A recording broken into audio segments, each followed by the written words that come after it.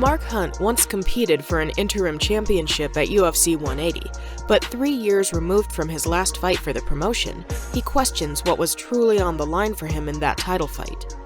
He appeared on the MMA Hour on Monday to speak about his ongoing legal battle with the UFC and the ongoing issues he sees with the promotion's pay structure.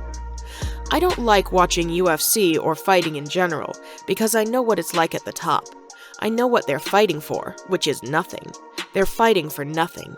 In the UFC, you'll make it to the top. What do you get? Look at the champions. They're sitting there complaining about money. This company thinks it's got all the power, and that's what all these fighters have been led to believe. But if these fighters realized that they have all the power, all of them just need to say, no, I want 50-50 for pay-per-views. I want the Ali Act, and I want all these things. Then things will change in an instant, because without these fighters, there's no UFC. That idiot Dana talking about, we built this company. Yeah, you built the UFC. The sport you've stolen from. You've stolen from the sport, from all the fighters. That's the difference."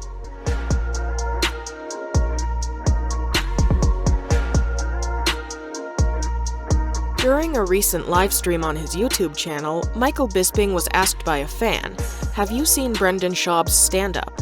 He had the following response: "I've seen little clips online here and there, but I haven't seen him in a comedy club, and I haven't seen any of his specials. Although I did see some of the reviews, and fuck me, people can be mean. Brendan seems to get a lot of shit, doesn't he?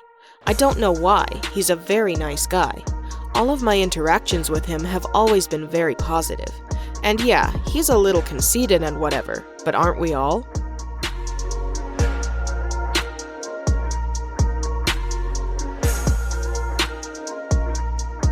MMA fans have heard from Ciryl Gane's coach about the viral snub that boosted interest in his UFC 270 title unifier against Francis Ngannou. But until today, the interim champ hadn't addressed it. During a recent interview on the MMA Hour, Gane spoke out against Ngannou's behavior backstage at UFC 268, likening it to a teaching moment he'd have with his family. He said the following: "This is wrong. For me, it was wrong. That's it. It was a little bit of a shame, because you have your future opponent, and you also have your former sparring partner, a partner who did a lot of sparring and training with you. That's why we were a little bit ashamed. It was a little bit wrong for me." Gane then spoke about his upcoming fight with Francis, saying the following: "The champion is a really great fighter, who has a lot of strength, and this is the final boss to my video game. But like every time, if I make a mistake, it's going to be okay. If I lose, I'm okay with that. But at this time, I want to do the last step. That's why it's a little bit different."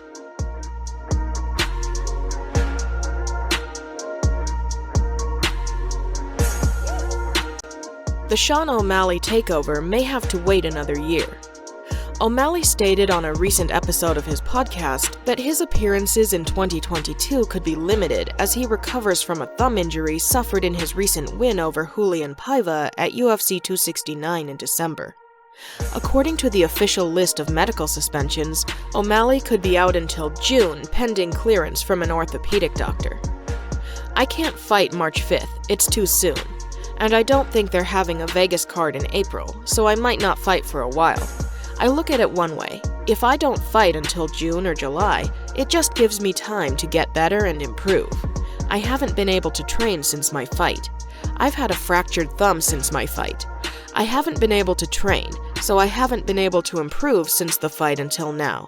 I get my cast off soon, so that'll give me a couple of months to improve."